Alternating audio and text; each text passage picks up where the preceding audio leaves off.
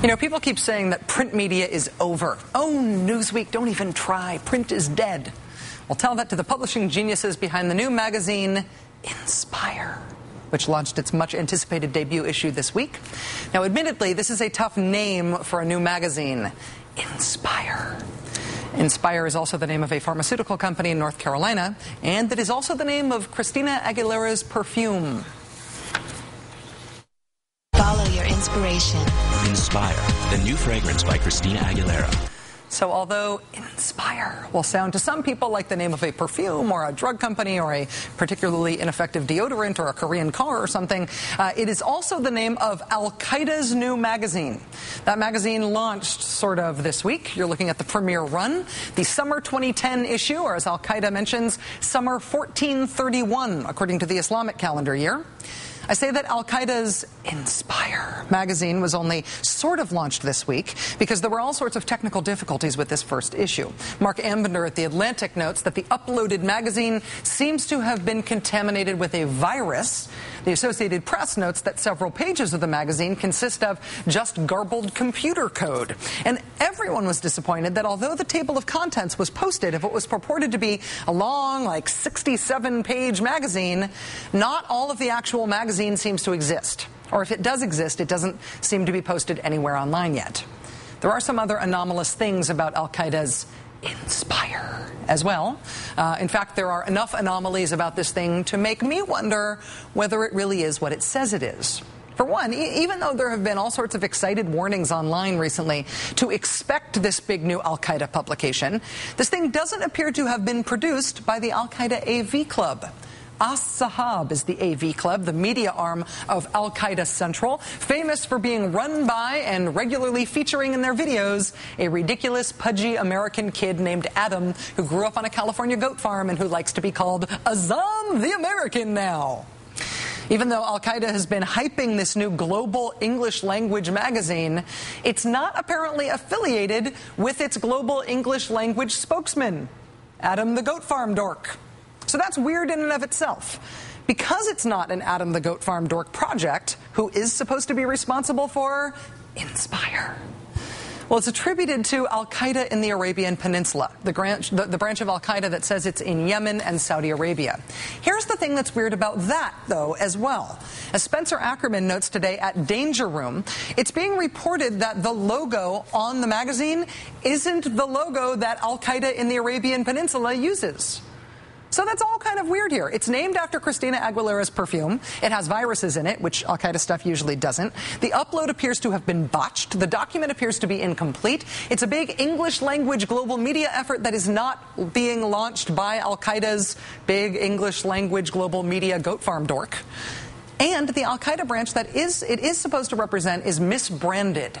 And that is a big error for a terror group for whom branding is everything. I have my doubts. I have my doubts about this thing even before we get to its content. Did you see today what is listed as the content of this Al-Qaeda magazine? Even the few pages you can readily get online. All of it just seems either fishy or inadvertently funny. For example, here on the table of contents page, a clandestine organization is really going to publish a how-to article on sending and receiving encrypted messages.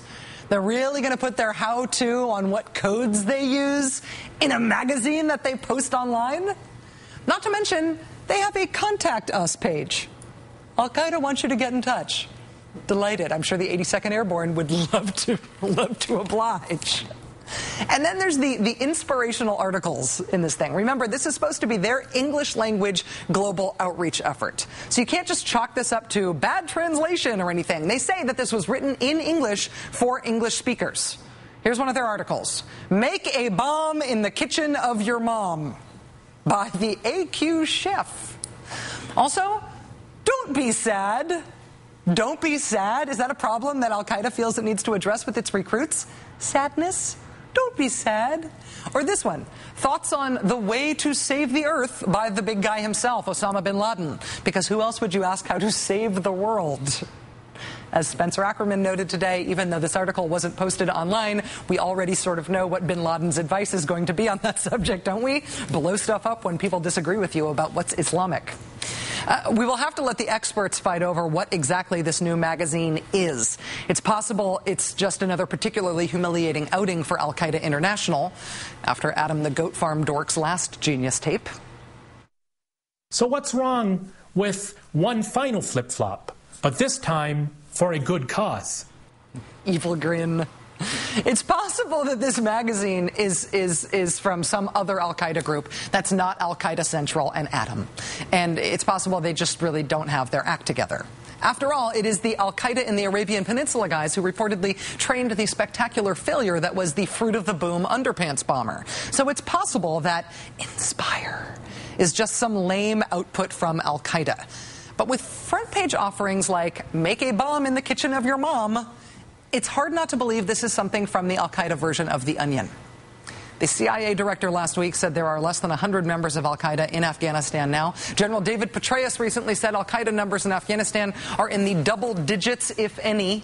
A top intel officer yesterday in Aspen said even over in Pakistan, the Al-Qaeda numbers are probably only somewhere in the vicinity of 300. So by the end of the summer, we will have 100,000 American troops in a war in Afghanistan against all sorts of people because of their even oblique relationship with the 2010 version of Al-Qaeda. We're told that it's not Al-Qaeda's small numbers, their small membership that we should focus on. It's Al-Qaeda's global reach, their appeal to all sorts of fellow traveler extremists. In other words, it's their message, Al-Qaeda's global reach, the appeal of their propaganda.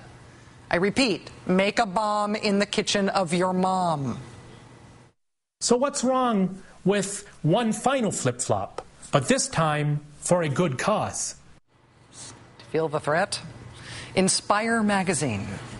If Al-Qaeda's power is the strength of its propaganda, then I feel like I actually have some great news for the war on terror. Al-Qaeda propaganda these days really sucks. It sucks so badly it looks like somebody else is making stuff up in Al-Qaeda's name to make Al-Qaeda look bad. Maybe somebody is. Maybe this is some brilliant psyops operation to undercut the authority of Al-Qaeda around the world by offering something incredibly lame and putting Al-Qaeda's name on it. But if it isn't, if this really is what they're offering, if Al-Qaeda propaganda has become indistinguishable from The Onion, that's awesome. At maddowblog.msnbc.com today, you can see some of the other Al-Qaeda magazine headlines suggested by our readers. So far, the current staff favorites from things that you have suggested are these: how to convince Allah to give you 70 virgins that aren't lesbian in 3 easy steps. Also, this is a good one, make a delicious infidel-style casserole in the kitchen of your mom. In the kitchen of your mom sort of works for anything now. You can contribute your own fake headlines at maddowblog.msnbc.com today. You can also see lots of other stuff there related to the show. Watch there as well for updates from our travels to Afghanistan for next week's special shows from there.